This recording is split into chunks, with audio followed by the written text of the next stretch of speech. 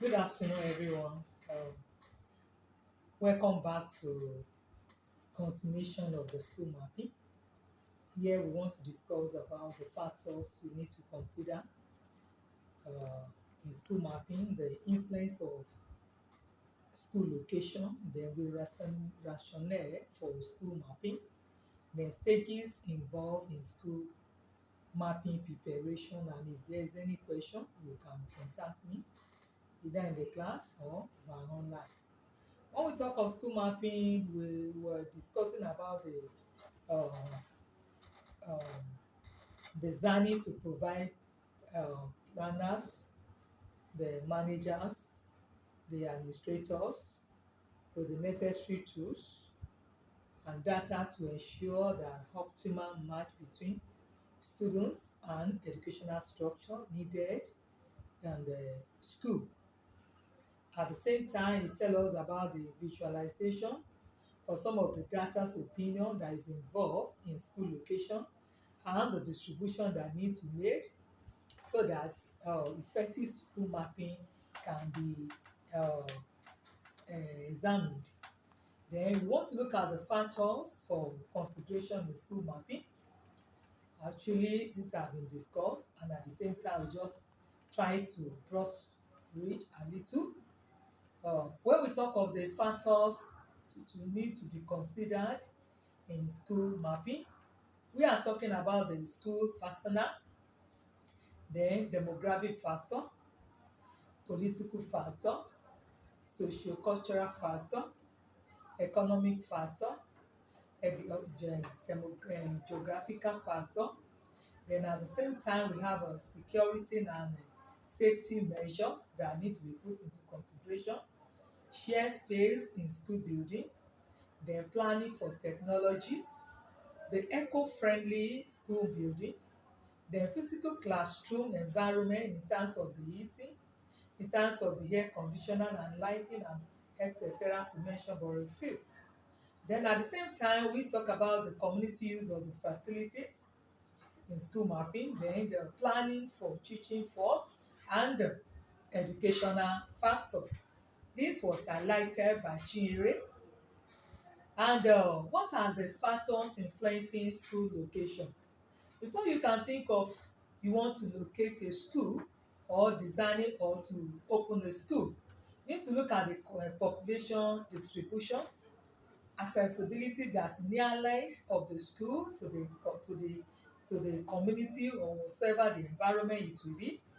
Then you have to look at the socio-economic factors, then geographical factors, infrastructure and the utilities, very important. Then you need to consider the government regulations and policies. Then cultural and social considerations, economic activity, safety and security, very very paramount. You will discover that today we are living in a porous environment that we can't say it's a lawless environment. There's despite there is law, there is this and that guiding everybody. There are still some things that need to be corrected. So in considering the school location, we have to very important. We have to take the itemize and the least one, the last one. We talk about the future expansion potential, very important. Then we want to look at the rationale for school mapping. The primary aim of school mapping is to achieve educational objectives as stated in plan or policy. School mapping investigates and assess the equitable distribution of schools in any area, region or state, irrespective of any area it is.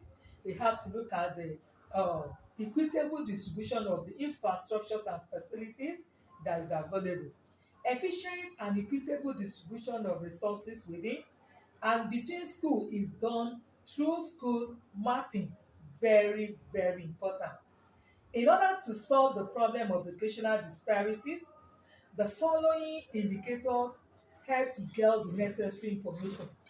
The size of the school and pupil teacher ratio is very important because When you are talking of school mapping, these are some of the indicators that you need to look before there will be equitable distribution of the resources at hand.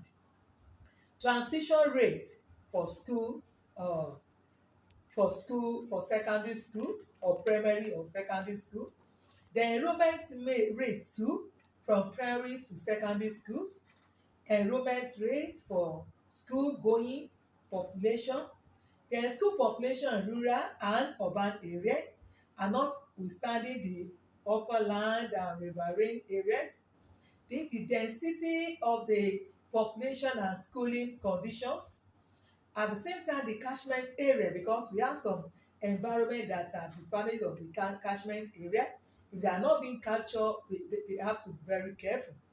Then at the same time, the ratio of primary schools to secondary schools. These and when we are talking of the rationale, we are also talking about the school mapping is to show inequality in promotion rates between schools and within a given geographical area, region or state, as I've stated before. Then and the following indicators which I've mentioned, we have the school age. I've talked about the school size from primary, then the transitional stage two, primary to secondary, and on and so forth. Now the school age population by age group, sex, region or area, and the location. The second one is social status of parents whose children or works attend schools and those who do not. Not everybody, the fingers are not equal. All these have to be taken into consideration. Then at the same time, the economic background of pupils or students, would attend school and those who do not. Economic background of pupils, students who attend and those that do not attend schools. Then we have the distance covered by pupils or students to schools. And not only that, we have the mode of transport use in that environment is very, very important. Then when we are talking of the rationale too, according to the Chinyere, it said that the efficient use of resources and facilities, whether they are underutilized, they are overutilized, or adequately or optimally utilized. There are some things that are indicators that we need to look at so that we know whether resources or is utilized, resources is underutilized, resources adequately utilized or optimal utilized. So we are going to do a little bit calculation to look at the time rate, utilization rate. When we are talking of the utilization rate, we are talking about the time utilization rate, TUR. Then we have the space utilization rate, STSUR. Then we have the global utilization rate. In this one, we have to look at the how to calculate so that we understand when a class is underutilized, when a school is overutilized, or when a resource is overutilized or underutilized or optimal utilized. The time utilization rate measures the percentage of effective teaching hours, in quotes, effective teaching hours over official hours of use.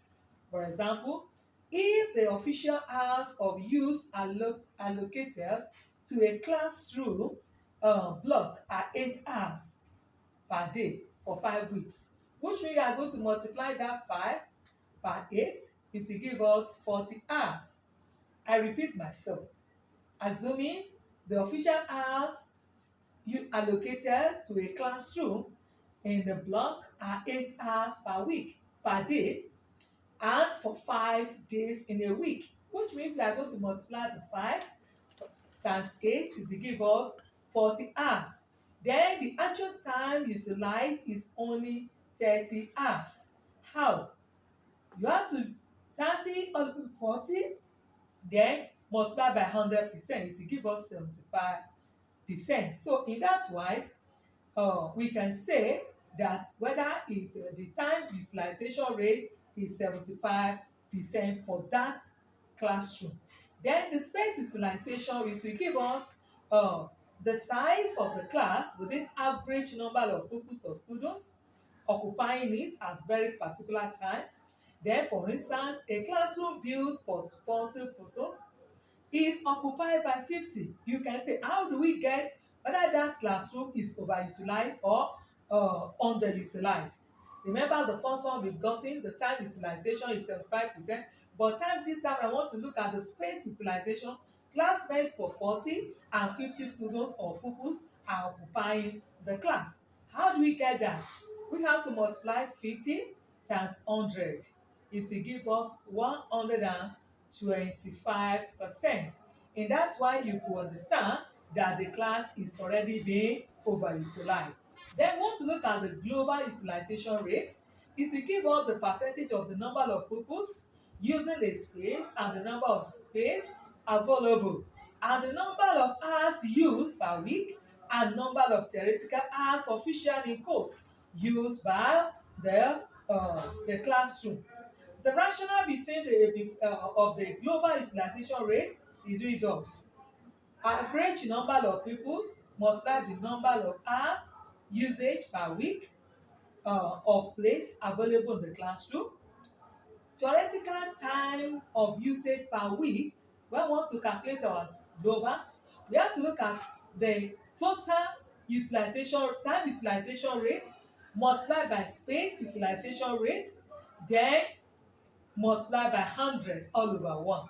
When we calculate that, remember, don't forget, we've gotten 30 all over 40 for time utilization rate, and for space utilization rate is 50 all over 40 because pupils there, class meant for 40 is occupied by 50 pupils automatically. So it will give us 450 all over 40 and times 400 over 1.